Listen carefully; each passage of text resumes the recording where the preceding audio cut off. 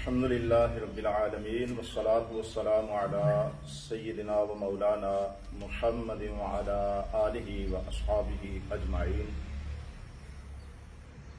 حمد و صلاۃ کے بعد تحریک فدایان ختم نبوت پاکستان کے کارکنان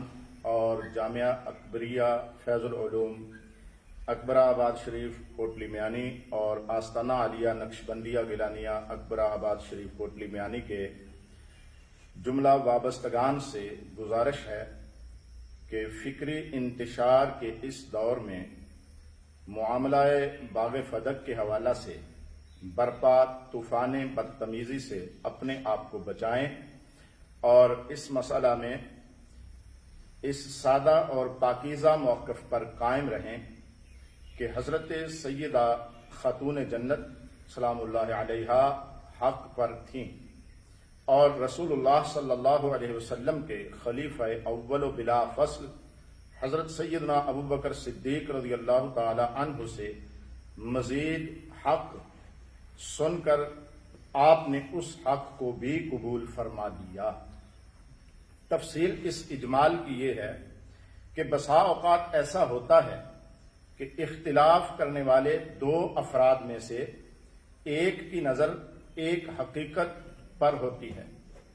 اور وہ اس حق یعنی حقیقت پر عامل ہوتا ہے، جبکہ دوسرے فرد کے پاس اسی حوالے سے ایک دوسری حقیقت موجود ہوتی ہے۔ اب اگر پہلا فرد اپنے پاس موجود حق پر ہی عامل رہے تو بھی ایک حق بات پر عمل کرنے کا ثواب پائے گا، لیکن اگر دوسرے حق کو بھی قبول کر لے تو دگنا اجر و ثواب پائے گا۔ اجتہادی عمل میں ایک مجتہد کو ایک اجر اور دوسرے مجتہد کو دو اجر ملنے کا یہی سبب ہے۔ اب اس موقف اور فدق کے معاملہ کو ایک دوسرے واقعہ کے تناظر میں سمجھنے کی کوشش کریں،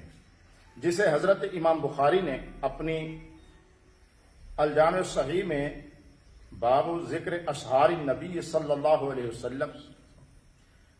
حدیث نمبر 3729 میں نقل فرمایا ہے۔ خلاصہ روایت یہ ہے کہ سیدنا علی المرتضی کرم اللہ وجہہ الکریم نے سیدہ فاطمہ رضی اللہ تعالی عنہا کی موجودگی میں دوسری شادی کا ارادہ فرمایا تو رسول اللہ صلی اللہ علیہ وسلم نے آپ کو سیدہ فاطمہ کی موجودگی میں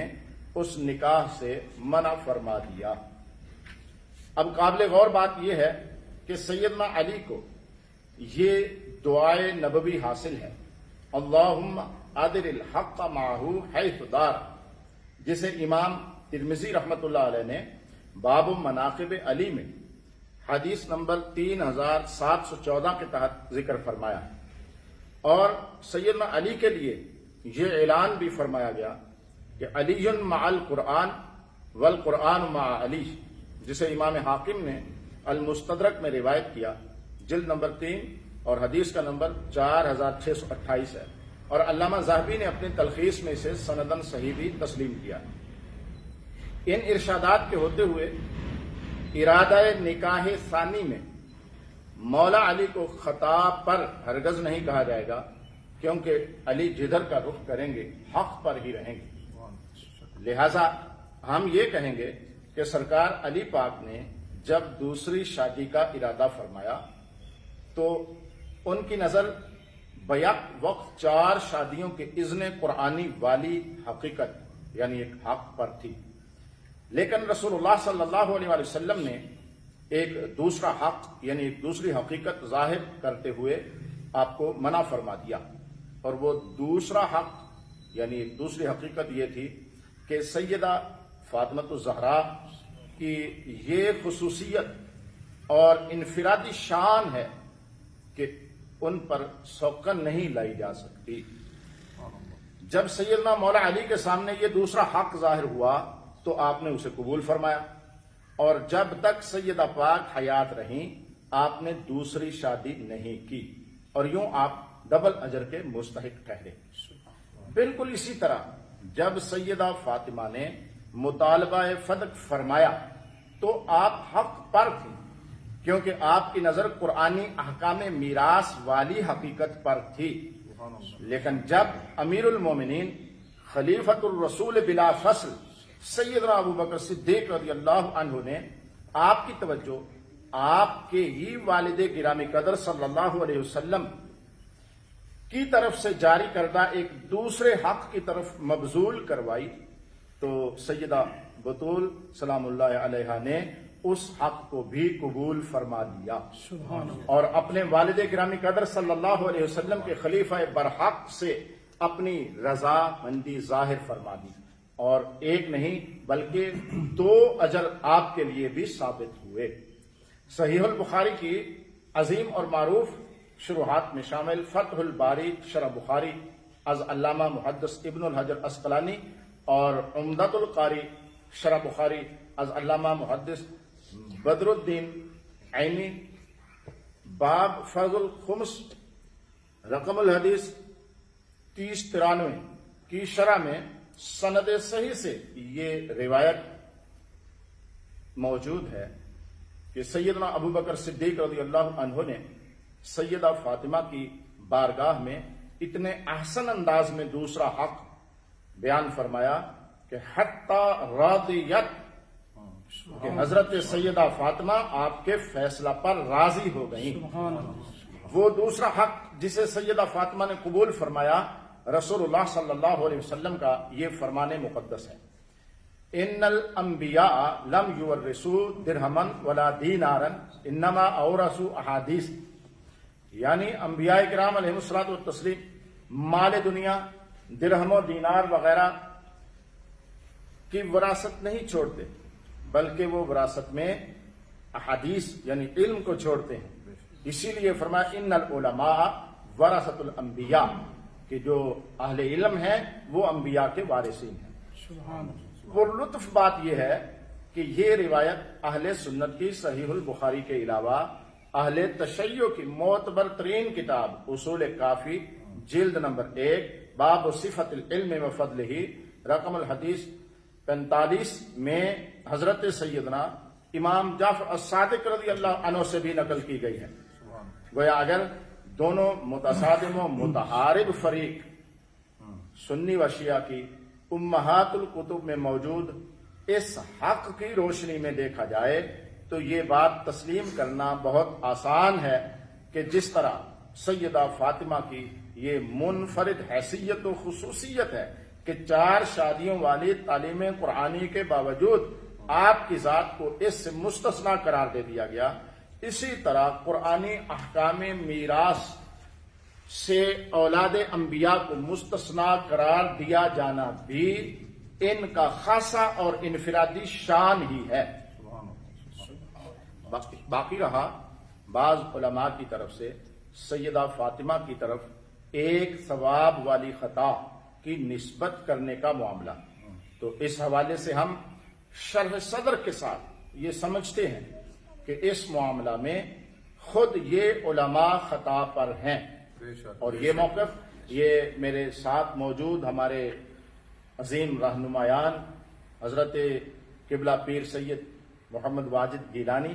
امیر تحریک فدایان ختم نبوت اور ناظم اعلیٰ جامعہ اکبریہ اور سجادہ نشین آسنا عالیہ کوٹلی میانی شریف اور آپ کے برادر اصغر مبلغ یورپ حضرت پیر سید غلام دستگیر شاہ صاحب گیلانی دامت برکاتہم العالیہ، آپ کی تصدیق اور تائید کے ساتھ میں عرض کر رہا ہوں سارے کا سارا کہ جو سیدہ فاطمہ سلام اللہ علیہا کی طرف بعض علماء نے ایک ثواب والی خطا کی نسبت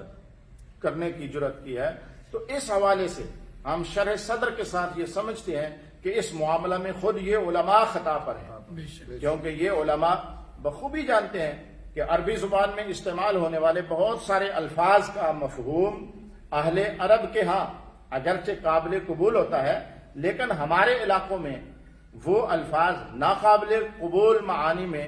اتنے معروف و مشہور ہو چکے ہوتے ہیں کہ ان کو مقدس ہستیوں کے لیے استعمال کرنا توہین سمجھا جاتا ہے۔ اور یہ علاقائی معاملہ ہوتا ہے، جس علاقے میں آپ گفتگو کر رہے ہیں اور جس علاقے کے لوگوں سے آپ خطاب کر رہے ہیں، تو ان کے سامنے ایسے الفاظ استعمال کرنا جو ان کی سمجھ کے مطابق ہوں، جو رسول پاک علیہ السلام کے ارشاد مبارک میں بھی ہے کہ کلم الناس علی قدر عقولہم، لوگوں کی جتنی عقل ہوتی ہے ان کے ساتھ اسی قدر خطاب کرنا چاہیے۔ تو اس میں پیچیدہ جو اصطلاحات ہیں فقہی اور اصولی، ان کو عوام الناس کے سامنے بیان کرنے میں جو خرابیاں لازم آتی ہیں انہی کو اب یہ ہم بھگت رہے ہیں۔ یہ واضح بات ہے کہ بہت سے الفاظ جو اہل عرب کے ہاں اگرچہ قابل قبول ہوتے ہیں، ان کے معانی اور مفہوم قابل قبول ہوتے ہیں، لیکن ہمارے علاقوں میں وہ الفاظ ناقابل قبول معانی میں اتنے معروف ہو چکے ہوتے ہیں کہ ان کو مقدس ہستیوں کے لیے استعمال کرنا توہین سمجھا جاتا ہے، اگرچہ اکابر کی کتب میں ان کا استعمال ہو بھی چکا ہو، کیونکہ زمانہ اور مقام بدلنے سے احکام میں تبدیلی ایک مسلم امر ہے۔ اس کی ایک مثال حاضر ہے، قرآن مجید میں اللہ پاک نے ارشاد فرمایا وَلَقَدْ نَصَرَكُمُ اللَّهُ بِبَدْرٍ وَأَنْتُمْ أَذِلَّةٌ، یہ سورہ آل عمران کی آیت نمبر 123 ہے۔ اس آیت میں غزوہ بدر میں شرکت کرنے والے اسلامی لشکر، جس کے سپہ سالار خود رسول اللہ صلی اللہ علیہ وسلم تھے، اس لشکر کے متعلق فرمایا انتم اذلہ۔ اور علامہ رازی اور علامہ قرطبی،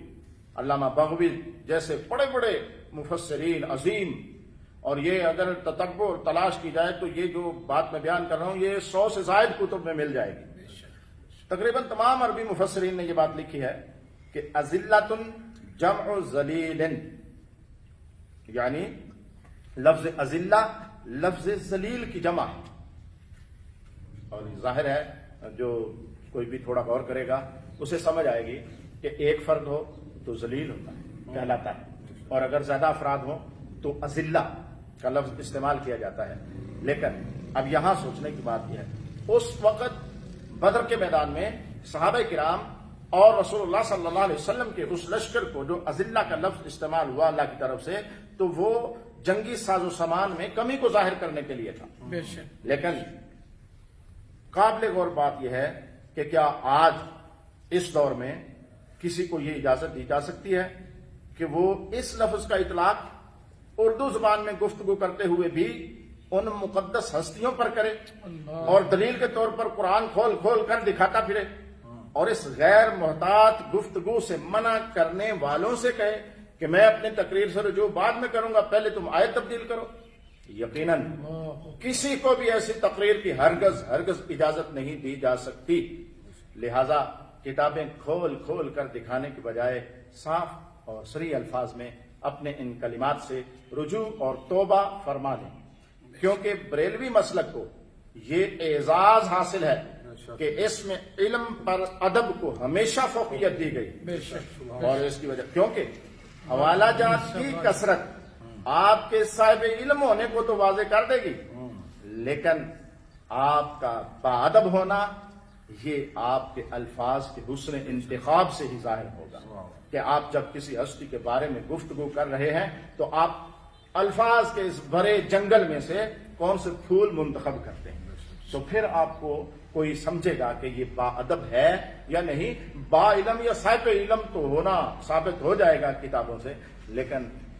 صاحبان عرض یہ ہے کہ اہل سنت کا یہ وتیرہ نہیں ہے کہ اگر کوئی غلطی ہو جائے بیان میں تو اس پر ڈٹ جائیں یا اڑے رہیں، بلکہ اہل سنت کا وتیرہ اور ترہ امتیاز کیا ہے، اس کو میں حضرت محقق اہل سنت حضرت مولانا عبد الحکیم شرف قادری صاحب جو شیخ الحدیث ہیں اور بہت بڑے استاذ العلماء ہیں، جامعہ نظامیہ کے شیخ الحدیث، وہ تحریر فرماتے ہیں، اور انہوں نے یہ ایک بڑی معروف کتاب شائع ہوئی تھی، چھوٹی سی کتابچہ جس کا نام تھا فیصلہ مقدسہ، یہ 1984 میں شائع ہوئی تھی لاہور سے مرکزی مجلس رضا کی جانب سے، جس میں ایسے ہی ایک معاملے کو واضح کیا گیا تھا جس میں علماء اہل سنت پر توہین کا الزام آیا تھا۔ تو اس حوالے سے یہ بہت اہم دستاویز ہے اہل سنت کے لیے۔ تو اس کے مقدمہ میں اشاعت سے پہلے اس کے مقدمہ میں حضرت شیخ الحدیث رحمۃ اللہ علیہ فرماتے ہیں علماء اہل سنت کا یہ ترہ امتیاز رہا ہے کہ اگر ان سے تقریر یا تحریر میں کوئی بے احتیاطی صادر ہو گئی ہو تو متوجہ کرنے پر انہیں اعتراف حق سے کبھی آر نہیں رہی۔ مجاہد کشمیر حضرت علامہ ابو الحسنات قادری رحمۃ اللہ علیہ کی تالیف اوراق غم چھپی تو اس کے بعض مقامات پر اعتراض کیے گئے تو انہوں نے اظہار حقیقت برمات میں اوراق غم لکھ کر رجوع کیا اور آئندہ ایڈیشن میں اس کی تصحیح بھی کی گئی۔ اب حضرت سید ابو الحسنات رحمۃ اللہ علیہ جو حضرت سید دیدار علی شاہ صاحب خلیفہ اعلی حضرت کے ساتھ اور بہت بڑی ایک درسگاہ ہے اہل سنت، قدیمی درسگاہ جامع حزب اللہ نام سے جن کا تعلق تھا، اور مسجد وزیر خان کے جو خطیب تھے اور تحریک آزادی کشمیر کے بھی قائد تھے اور تحریک ختم نبوت جو 1953 میں چلے اس کے بہت بڑے رہنما تھے۔ تو آپ نے جو رجوع اور کے حوالے سے سنہری کلمات استعمال کیے، آب زر سے لکھے جانے کے قابل کلمات رجوع ملاحظہ کریں۔ فرماتے ہیں ساری وہ اپنی لکھ کر داستان، تو پھر فرماتے ہیں خیر مختصر یہ کہ مجھے قبول حق میں کبھی یار نہیں، میں ان غلطیوں کا اعتراف کرتا ہوں جو اوراق غم میں ہوئیں۔ اور پھر ایک بڑا معروف فارسی شعر بھی لکھا، بندہ ہما بہ کہ ز تقصیر خیش اس بدرگاہ خدا آورد۔ تو اور یہ علماء مفہوم کو سمجھتے ہیں۔ ناظرین کو چاہیے کہ مندرجہ ذیل مقامات پر اوراق غم میں اصلاح فرما دیں۔ یہ فیصلہ مقدسہ کے صفحہ نمبر 102 پر تحریر ان کی موجود ہے۔ اس کے بعد آپ نے اپنی ہی کتاب کے 9 مقامات پر اصلاح فرمائی، ایک کتاب کے 9 مقامات پر عبارات کو باقاعدہ لکھا کہ یہ عبارت جو ہے میری یہ ختم کریں، اس کی جگہ یہ اس کے متبادل لکھیں، اور بعض عبارات تو آپ نے سرے سے حذف کروا یہ ختم کر دو، اگرچہ خود لکھی تھی لیکن رجوع اس طرح کا کیا کہ ان الفاظ اور ان کلمات کو ہی ختم فرما دیا۔ اور پھر آخر میں فرماتے ہیں کہ ہم، اور یہ اہل سنت علماء کے لیے ایک سبق ہے، فرماتے ہیں ہم بفضل ہی تعالی حنفی سنی ہے، رہی غلطی تو الانسان مرکب من الخطاء والنسیان، لیکن ہمارا یہ کام نہیں کہ قبول حق سے یار کی جائے۔ تو یہ ہیں ہمارے سنی اکابرین جو خطا سے رجوع پر بھی فخر کرتے ہیں۔ اسی لیے ہم آپ سے مطالبہ کر رہے ہیں کہ آپ سیدہ فاطمہ کے لیے ایک ثواب والی خطا کا تکرار بھی چھوڑ دیں اور واضح طور پر اعلان کریں کہ سیدہ خاتون جنت رضی اللہ عنہا حق پر تھی اور رسول اللہ صلی اللہ علیہ وسلم کے خلیفہ بلا فصل سیدنا ابوبکر صدیق رضی اللہ تعالیٰ عنہ سے مزید حق سن کر اسے قبول فرما کر 2 اجر والے حق پر ہی دنیا سے تشریف لے گئیں۔ سبحان اللہ۔ یہ ایک اہم دستاویز ہے جو اس آستانہ عالیہ کی طرف سے جاری کی جا رہی ہے۔ یہ خاص طور پر تو آستانہ عالیہ کوٹلی میانی شریف اور جامعہ اکبریہ فیض العلوم اور طریق فدایان ختم نبوت کے کارکنان کے لیے ہے، لیکن عموماً یہ ہر سنی مسلمان کے لیے ہے اور اپنے ان علماء کے لیے بھی ہے جو ابھی گومگو کا شکار ہیں، کہ وہ بھی اس ایک موقف پر جم جائیں کہ جس میں الفاظ کے انتخاب کا ہی سارا معاملہ ہوتا ہے کہ اگر وہ درست ہو جائے تو ادب ظاہر ہوتا ہے، اگر ان میں چوک ہو جائے تو پھر الزام بے ادبی آ جاتا ہے۔ اللہ ہمیں اپنے اور اپنے پاکیزہ بندوں کے با ادب غلاموں میں شامل فرمائے رکھے اور اسی پر موت عطا فرمائے، آمین۔ وما علینا الا البلاغ المبین۔ ناظرین، آپ ابھی سماعت فرما رہے تھے ہمارے آستانے کا جو موقف ہے، تو جو موقف پیش فرما رہے تھے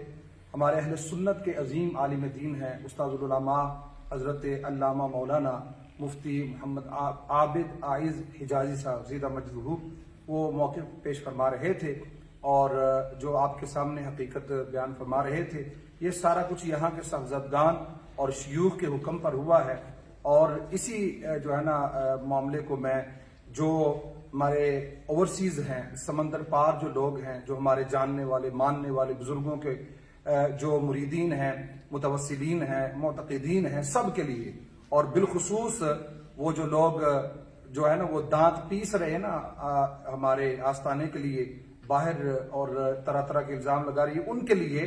یہ دانت شکن جواب ہے۔ اور سیدہ کائنات سلام اللہ علی ابیہا وعلیہا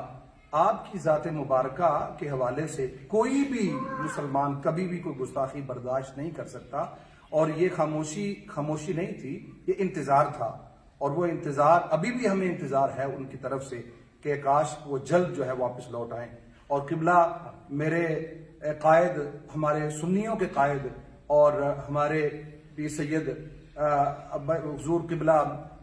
جو سفیر ختم نبوت، شہید ختم نبوت پیر سید محمد اجمل شاہ صاحب گیلانی رحمۃ اللہ تعالی علیہ، ان کے جانشین حضور قبلہ استاذی و استاد العلماء حضور قبلہ شہین ختم نبوت پیر سید محمد واجد شاہ صاحب گیلانی، وہ موجود ہیں ہمارے درمیان۔ اور چونکہ میں پاکستان میں آیا ہوا ہوں تو اس لیے پاکستان میں اپنے ادارے میں بیٹھ کر یہ ہم اسٹیٹمنٹ جاری کر رہے ہیں۔ مزید بھائی جان قبلہ کچھ ارشاد فرمانا چاہیے۔